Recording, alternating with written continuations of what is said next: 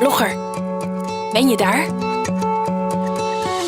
Soms vergeet je door de dagelijkse drukte even stil te staan. Helemaal stil te staan. Letterlijk en figuurlijk. Voor jou staat genieten natuurlijk gelijk aan storytelling. En mooie content maken. Content die je volgers raken. Wil je nieuwe dingen ontdekken? Goede gesprekken voeren met locals? En weer beleven wat het betekent om bewust te genieten? Om te ontdekken waar je echt gelukkig van wordt? Om te voelen waar het leven om draait? Solliciteer dan nu op een blog-sabbatical en ga vanaf augustus 3 maanden lang op reis in Zuid-Limburg en de stad Maastricht.